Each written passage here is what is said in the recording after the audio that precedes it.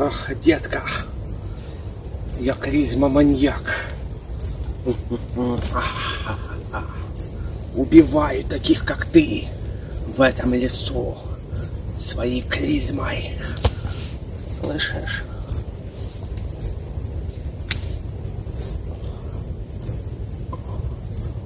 Так.